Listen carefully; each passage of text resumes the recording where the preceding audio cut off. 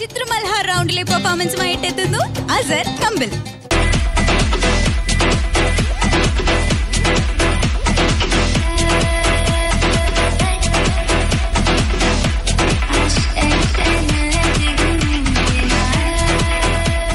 അസർ മണവാളനാണോ?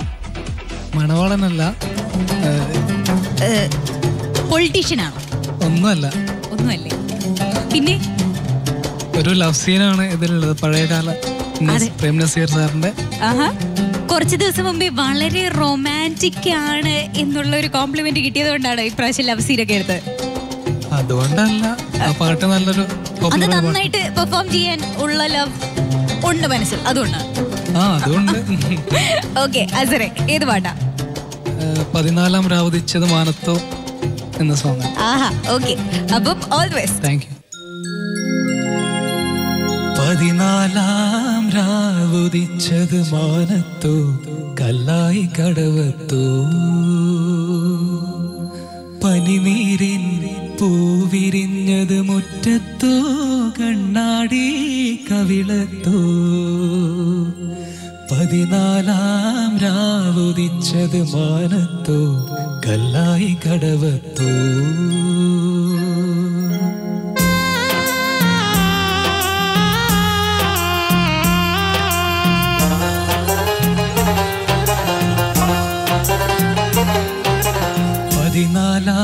രാവുദിച്ചത് മാനത്തോ കല്ലായി കടവത്തോ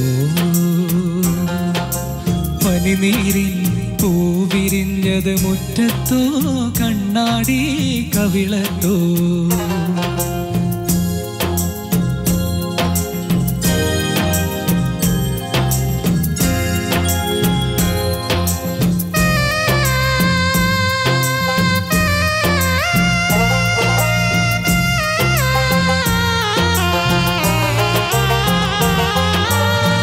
തത്തമ്മ ചുണ്ട് ചുവന്നത് തളിർവെറ്റില തിന്നിട്ടോ, തത്തമ്മ ചുണ്ട് ചുവന്നത് തളിർവെറ്റില തിന്നിട്ടോ മാരനൊരാൾ തേനിൽ മുക്കി മണിമുത്തം തന്നിട്ടോ, മാരനൊരാൾ തേനിൽ മുക്കി മണിമുത്തം തന്നിട്ടോ തനതിന്ത താനതിന്ത തിന്തിന്നോ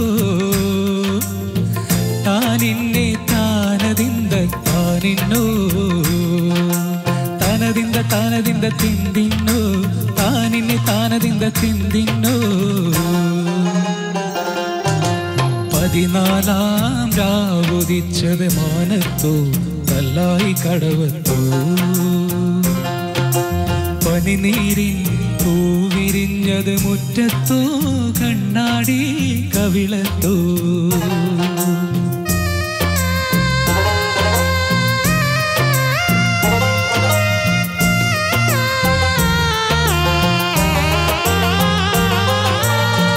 മൈക്കണ്ണിൽ കവിത വിരിഞ്ഞത് മയിലാട്ടം കണ്ടിട്ടോ, മൈക്കണ്ണിൽ കവിത വിരിഞ്ഞത് മയിലാട്ടം കണ്ടിട്ടോ മധുരത്തെ നിറയും മാറിൽ മദനപ്പൂ കൊണ്ടിട്ടോ, മധുരത്തെ നിറയും മാറിൽ മദനപ്പൂ കൊണ്ടിട്ടോ തനതിന്ത താനതിന്ത തിന്തിന്നോ താനിന്നെ താനതിന്ത താനിന്നോ താനതിന്ത താനതിന്ത തിന്തിന്നോ താനിന്നെ താനതിന്ത തിന്തിന്നോ. 14 രാവുദിച്ചത് മാനത്തോ കല്ലായി കടവത്തോ പനിനീരിൻ പൂവിരിഞ്ഞത് മുറ്റത്തോ കണ്ണാടി കവിളത്തോ 14 രാവുദിച്ചത് മാനത്തോ കല്ലായി കടവത്തോ. ഇന്ന് 14 രാവുദിച്ചത് പട്ടുറുമാലിന്റെ വേദിയിലാണ്. നന്നായിരുന്നു സർ. ഇനി നമുക്ക് ജഡ്ജസിലേക്ക് പോകാം. മൂസാക്ക ഒരു നല്ല പാട്ട് എടുത്ത് പാടി. Thank you. ആ പാടുന്ന സമയത്ത് യേശുദാസിൻ്റെ ആ ശബ്ദത്തിൻ്റെ ഏകദേശ ക്വാളിറ്റി ഒന്നും കൂടി നമ്മളെ കേൾപ്പിക്കാൻ സാധിച്ചത്, അത് ആസ്വദിക്കാൻ കഴിഞ്ഞതും ഒരു ഭാഗ്യമായിട്ട് ഞാൻ കാണും. Thank you. ഇങ്ങനെ ഒരു കുട്ടിത്തുള്ള പ്രായത്തിലുള്ള പാട്ടുകളുണ്ട്. വിശ്വാസം ആയിരക്കണക്കിന് പാട്ട് ഇങ്ങനത്തെ ഈ ശബ്ദത്തിൽ പാടിയിട്ടുണ്ട്. അതെന്ന് വെച്ചാൽ ആ പാട്ട് ഇന്ന് ലോകാവസാനിക്ക് വരെ നിലനിൽക്കുന്നതും 10-20 കൊല്ലം മുമ്പ് 20-25 കൊല്ലം മുമ്പ് യേശുദാസ് പാടിയിട്ട പാട്ടാണ് ഇന്നും നിലനിൽക്കുന്നത്. ഏകദേശം അതുപോലെ പാടി എന്ന് ഞാനോട് ചോദിച്ചാൽ എനിക്ക് പറയാൻ പറ്റില്ല. ഞാൻ ഈ പാട്ട് ആയ മുതലേ കേൾക്കുന്ന ഒരാളാണ് ഞാൻ. ഒരു പാട്ടുകാരൻ എന്ന നിലയ്ക്ക് എന്തെങ്കിലും ആദ്യമല്ല ഈ പാട്ട് വല്ലയിടത്ത് ഞാൻ പല സ്റ്റേജിലും പാടിയിട്ടുള്ള ഒരാളാണ്. അപ്പോൾ പാടി കൃത്യമായിട്ടത് പാലിച്ചു എന്ന് പറഞ്ഞാൽ ഇല്ല എന്നേ ഞാൻ പറയുള്ളൂ. എന്നാലും അത് ഉണ്ടാക്കാൻ വേണ്ടി ആത്മാർത്ഥമായിട്ട് നമ്മൾ ശ്രമിച്ചിട്ടുണ്ട്. Thank you. അതൊരു സത്യം. ചെറിയ വളരെ ചെറിയ ഇതുണ്ടല്ലോ ഒരു തുടരെക്കൊണ്ടുള്ള ചില കളി അതെല്ലാം വരുത്താൻ ശ്രമിച്ചിട്ടുണ്ട്. നന്നായി പാടി. വളരെ നന്നായി പാടി. എന്തായിരുന്നു പാട്ടിൻ്റെ തുടക്കം?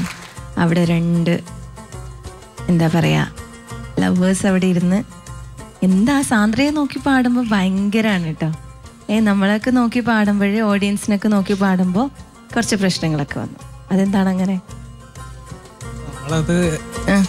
സാന്ദ്രയെ കാണുമ്പോൾ പ്രണയം വരുന്നുണ്ടോ? അയ്യോ അങ്ങനല്ല. പിന്നെ നമ്മളതേ പരിചയമുള്ള ആൾക്കാരാണ്. അപ്പോ അല്ല ഞാൻ നിങ്ങള് പ്രണയിക്കുന്നു എന്നല്ല ഞാൻ പറഞ്ഞത്. അങ്ങനെയല്ല, നമ്മള് ഫ്രണ്ട്സ് ആണ്. അപ്പൊ ചമ്മലില്ല. ഇല്ല. അപ്പൊ ഇങ്ങോട്ട് ജഡ്ജസിനെ നോക്കുമ്പോ പേടിയാവുണ്ടോ? ആ ചെറിയൊരു പേടി. അസർ എനിക്ക് ഭയങ്കരമായിട്ട് ഇഷ്ടമായി. തുടക്കം തുടങ്ങി സ്റ്റേജിലേക്ക് വന്ന് പല്ലവി പാടി. പിന്നെ എന്താണ് അവിടെ പറ്റിയേ? സംശയം വന്നത് എന്താ? ചെറിയൊരു അവിടെ ഉണ്ടോ ശരിക്കും? അത് വിട്ടുപോയതാണോ? വിട്ടുപോയതാണ്.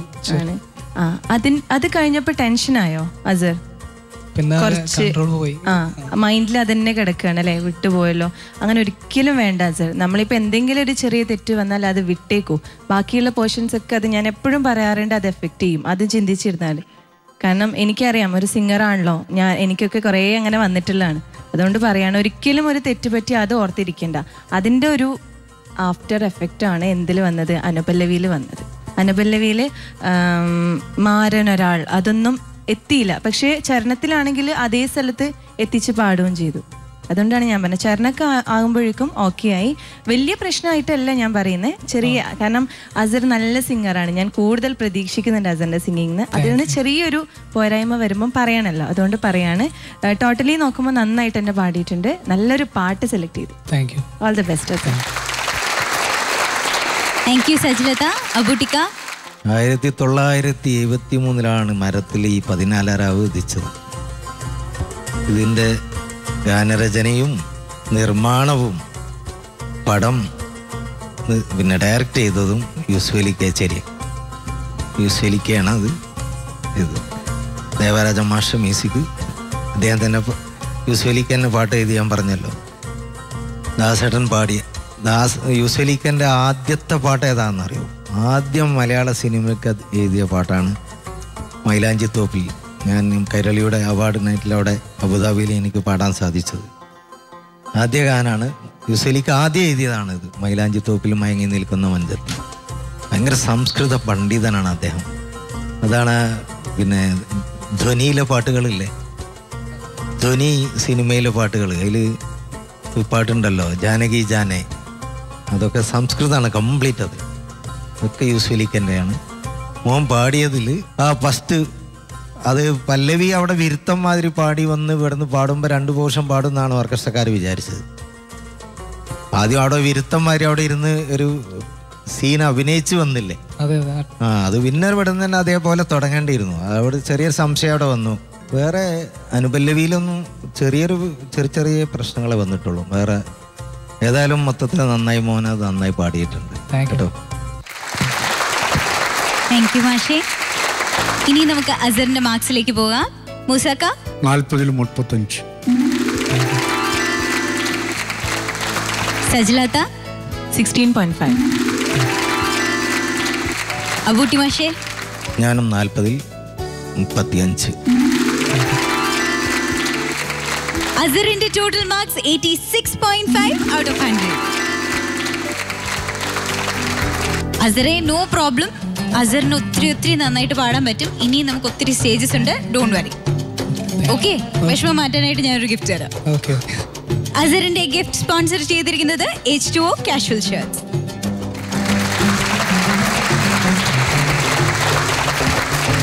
ഹലോ, എടാ ഒരു കുഴപ്പമുണ്ട്. അതെ, എൻ്റെ കാറൊരു വേറൊരു കാറായിട്ട് ഇടിച്ചിട്ടേ ആകെ പ്രശ്നമായിട്ടിരിക്കുക. കുറച്ച് പൈസ എത്രയും പെട്ടെന്ന് കിട്ടില്ലെങ്കിൽ ആകെ കുഴപ്പമാവും. നിൻ്റെ കുറച്ച് പൈസ എടുക്കാണ്ടാവോ?